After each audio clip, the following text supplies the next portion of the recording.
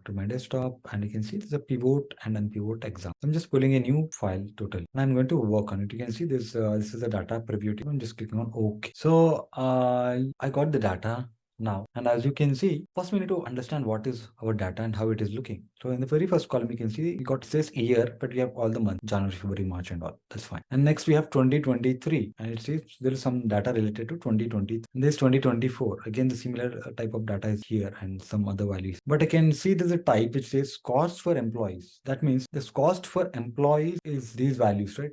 For 2023 and 2024, and the costs for rent and these values for 2023 and 2020. So we have a meaningful information, but it's all there's some issue, especially if you look at these two columns, right? So this should be, maybe it's better to have these 2 years into one year column, right?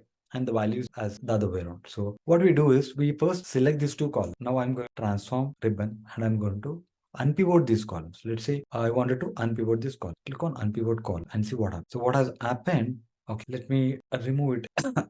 So before we do that, we have to do one more step here, because we have not promoted the head. Use first row as address, because as soon as I have done that, what happened? All this column 2 and column 3 were part of my rows, which is not the right thing, right? So I have to use first row as headers. And my expectation is these values should be part of my rows, 2023 and 2024. That is the reason I'm doing it. I'm pivoting of these two columns. So I'm doing the same step again, which I performed a bit earlier. Select these two columns, click on unpivot column. Okay, so now it makes a bit sense. Okay, I can see what happened. You go back and observe again. So it has changed these two columns into 2023 and 2024, and each value is spread it across. You can see we got several values for cost for employee. For 2023, we have got one value, and we got another value for 2020. The same thing with cost for rent, right? So if you look at it, the same thing happened. It has shuffled everything and again giving you the right input. Like for 2023, 2024, these are the values. And again, January. You can see everything is perfect, but you got in a tabular format. Okay. However, I still see there is something additional can be done. If you look at closely, oh, okay, everything is fine. But again, for example, I'm just changing this, instead of year, I'm changing this to month. So again, if you notice, cost for employee and cost for rent. So it could have been better. There is a totally new column, just like we have a sales, profit,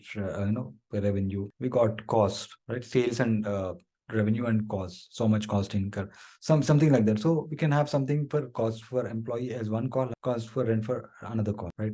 Instead of in the same column with these values. So what I can do is I can do one more option. Select this particular column and I can click on pivot column. So again, in pivot column, there is something different happens. It just doesn't convert. It says, okay, you're trying to convert these two values, like whatever values you have in this particular type column, into a new columns. But what do you want to give the value, or what do you want to take a aggregation of? So I have to select something. Okay, I wanted to take this value and make sure these values are, because values should be a part of that, right? Cost for employee means this is the cost. So I wanted to pass that value column so that it is focused on that and it converts the aggregation part.